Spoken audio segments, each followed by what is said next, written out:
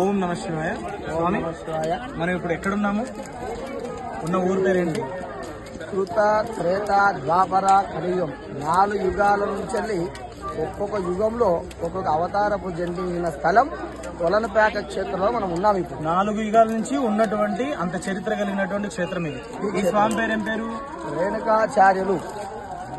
కృత యుగంలో రేణుకాచార్యులు, ద్వాపర యుగంలో ఏకోరామరాజ్యం. ఆ విధంగా ఒక్కొక్క యుగంలో ఒక్కొక్క పేరుతో ఇదే లింగం నుంచి ఉద్భవించి సాక్షాత్ శివుడే పంచముఖాలు ఏ విధంగా అయితే ఉన్నాయో సద్యోజాత, వామదేవ, అఘోర, తత్పురుష, ఈశాన్య 5 ముఖాల నుంచి 5 మంది రేణుకాచార్యులు ఉద్భవించి ఈ ప్రపంచాన్ని మొత్తం భక్తి మా నడిపించిన వాళ్ళు మొదటి స్థానం కొలంపాక క్షేత్రం రేణుకాచార్యులు.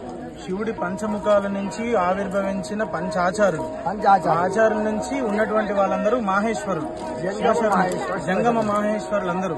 వీళ్ళ జనాభా భారతదేశంలో ఎక్కువగా ఏ రాష్ట్రాలలో ఉంది?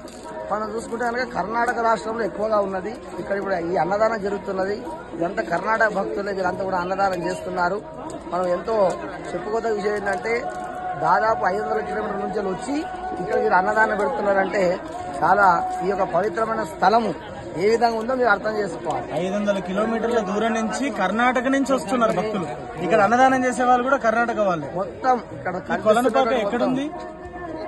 కొలనుపాక ఉన్నటువంటి జిల్లా హైదరాబాద్ నుంచి 100 కిలోమీటర్ల దూరంలో యాదగిరిగుట్ట దాటి తర్వాత ఆలేరు గ్రామం నుంచి ఎడమ పక్కకు 5 కిలోమీటర్లు వస్తే కొలనుపాక క్షేత్రం ఉన్నది. ప్రతి సంవత్సరం ఈ విధంగానే జాతర సాగుతా ఉంటుంది. దాదాపు 30-40 సంవత్సరాల నుంచే కాదు, అనేక వేల సంవత్సరాల నుంచి ఈ యొక్క ఉత్సవాలు జరుగుతున్నాయి. ఇక్కడ మన తెలుగు ప్రాంతాలు ఎక్కువగా ఎవరు తెలియదు.